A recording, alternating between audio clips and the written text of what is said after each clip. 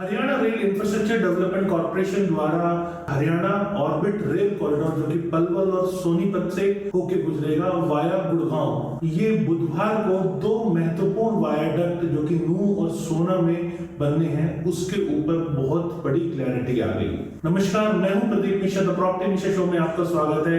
यहाँ हम आपको प्रॉपर्टी और प्रॉपर्टी मार्केट की हकीकत बताते हैं। आज हम आपको बताएंगे कि क्या हरियाणा ऑर्बिट रेल कॉरिडोर है, इसका क्या रूट है, क्या करंट स्टेटस है, क्या चैलेंजेस इसके अंदर हैं, क्या बेनिफिट्स हैं, क्या प्रोजेक्ट कॉस्ट है, टेंडरिंग प्रोसेस क्या है, टारगेट कंप्लीशन क्या है और रियल एस्टेट पे इसका क्या इंपैक्ट पड़ने वाला है। चलिए शुरू करते हैं। हरियाणा ऑर्बिट रेल कॉरिडोर एक जॉइंट वेंचर है जो कि हरियाणा गवर्नमेंट और मिनिस्ट्री ऑफ रेलवे का है। ये इसके द्वारा एक स्पेशल पर्पस व्हीकल बनाया गया जिसका नाम है Haryana rail infrastructure development corporation. इसमें हरियाणा गवर्नमेंट की जो हिस्सेदारी है वो 51% है और मिनिस्ट्री ऑफ रेलवे की हिस्सेदारी इसके अंदर 49% है।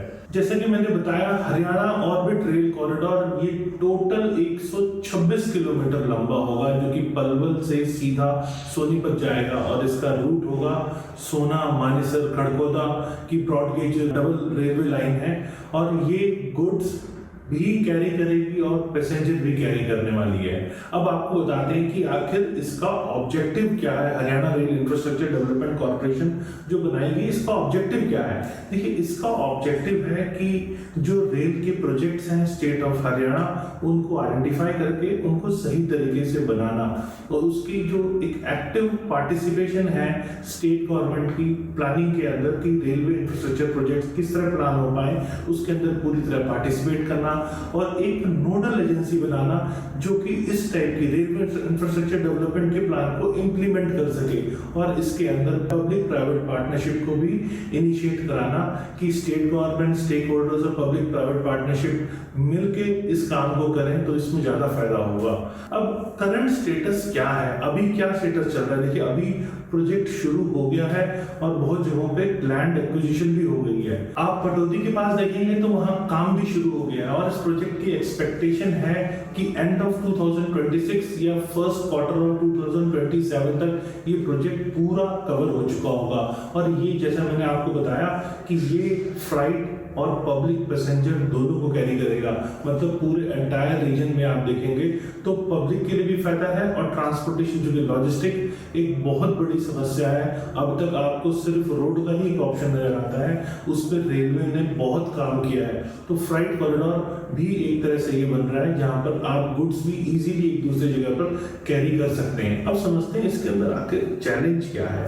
देखिए, चैलेंज इसके अंदर सबसे बड़ा ये है कि दो महत्वपूर्ण टनल जो कि पूरे प्रोजेक्ट के अंदर है, वो उसका नेटवर्क बहुत टफ है, वो थोड़ा सा चैलेंजिंग है। वो अब इस साल एंड तक अवॉर्ड हो जाएंगे। अब तक उसमें थोड़ी सी दिक्कत चल रही थी और वो दिक्कत ये थी कि जो डिटेल उस पर डिस्कशन जो अभी हो रही है वो ये है कि वो 4.7 किलोमीटर लॉन्ग डबल टनल है जो कि नूह के अंदर पड़ता है और 3.5 किलोमीटर लॉन्ग जो है वायाडक्ट सोना नूह एरिया के अंदर पड़ता है। ये दोनों अपने आप एक महत्वपूर्ण टनल थे। जो 3.5 किलोमीटर टनल की बात करें तो वो 25 मीटर हाई है। उसकी टेक्नोलॉजीज, उसका engineering task, construction, new technology और पोटेंशियल कंस्ट्रक्शन चैलेंजेस को अभी स्टडी किया जा रहा है और ये उम्मीद है कि इस साल के एंड तक इसको अवार्ड कर दिया जाएगा। जो ये टनल्स हैं इनको बनाने का काम अवार्ड कर दिया जाएगा। चलिए अब समझते हैं इसका बेनिफिट क्या है। देखिए, 20,000 पैसेंजर्स को ये डेली कैरी करने वाला है और 50 मैट्रिक टन पर एनम ये कार्गो के लिए यूज होगा, मतलब आपका लॉजिस्टिक के लिए यूज होने वाला है। तो सबसे ज्यादा बेनिफिट मैं देख रहा हूँ तो आम लोगों को आने जाने में सहूलियत होगी और दूसरा बेनिफिट कि लॉजिस्टिक, जैसे मैंने बताया, लॉजिस्टिक हब में ये बहुत काम आने वाला है और ये सीधा वेस्टर्न डेडिकेटेड फ्राइट कॉरिडोर से कनेक्टेड है। इसका पलवल रेलवे स्टेशन के पास भी कनेक्टेड है। ये पलवल स्टेशन मतलब मैं इंडियन रेलवे स्टेशन की बात कर रहा हूँ। पलवल, पतली, सुल्तानपुर, असौदा, हरसाना, कला स्टेशन से होके ये गुजरेगा और सबसे ज्यादा बेनिफिट ये होने वाला है नूह, खड़गोदा, मानेसर और सोना जैसे इंडस्ट्रियल एरिया में, क्योंकि जितनी इंडस्ट्री सेटअप हो रही है वो इन एरियाज में हरियाणा में हो रही है। तो इनके पास से अगर ये कॉरिडोर बनता है तो लॉजिस्टिक में उनको, कार्गो फैसिलिटीज में उनको बहुत ज्यादा फायदा होने वाला है और वहां के रहने वाले लोगों को एक अच्छा ट्रांसपोर्टेशन मिलने वाला है। चलिए अब समझते हैं इसकी प्रोजेक्ट कॉस्ट क्या आ रही है।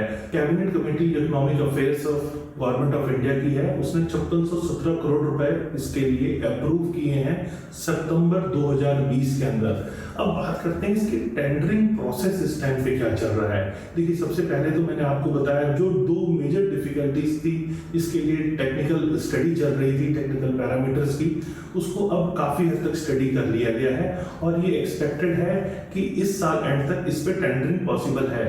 वो 3.5 किलोमीटर का जो लॉन्ग वायरडक्ट है जो कि नू एरिया के आसपास है, तो उसके ऊपर बहुत बड़ी स्टडी करके अब इसको टेंडरिंग प्रोसेस के अंदर लेके आया जा रहा है और ये एक्सपेक्टेड है कि दिसंबर तक इसके टेंडर हो जाएंगे, कॉन्ट्रैक्ट अवार्ड हो जाएगा और उनको टारगेट दिया गया है कि दिसंबर 2026 तक इसको पूरा करना है। टेंडरिंग के अंदर ये टारगेट होगा कि 2026 तक इसको पूरा करना है और ओवरऑल प्रोजेक्ट का जो कंप्लीशन है वो जैसे मैंने बताया 31 मार्च, मतलब पूरे हरियाणा रेल ऑर्बिट कॉरिडोर का जो कंप्लीशन टाइम है वो 31 मार्च 2026 है।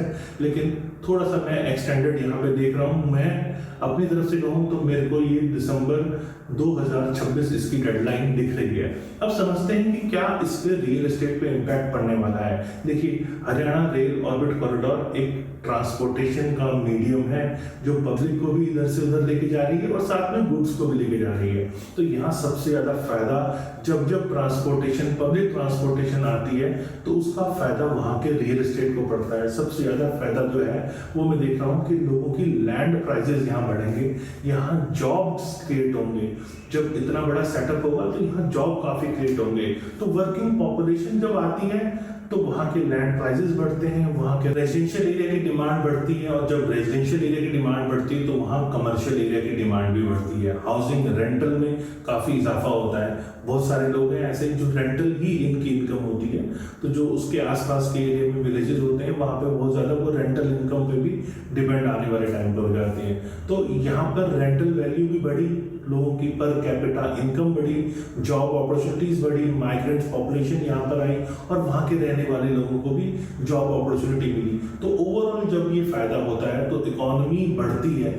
जब इकोनॉमी बढ़ती है तो हर वर्ग को हर जगह फायदा होता है। उम्मीद है आपको मेरा वीडियो पसंद आया होगा। अगर पसंद आया तो लाइक कीजिएगा। फ्यूचर में और किस टाइप के ऐसे वीडियो देखना चाहते हैं ये मुझे कमेंट सेक्शन में बताइएगा और अगर रेगुलर ऐसे वीडियो देखना चाहते हैं तो सब्सक्राइब जरूर कीजिएगा, क्योंकि जब आप सब्सक्राइब करते हैं और आप कमेंट देते हैं तो मुझे पता लगता है कि आखिर मैं किस लेवल पे हूँ, आप लोग मुझे कितना पसंद कर रहे हैं। जितना आप पसंद करेंगे उतना मेरा मोटिवेशन लेवल बढ़ेगा, मैं आपके लिए और अच्छी इंफॉर्मेशन लेके आऊंगा।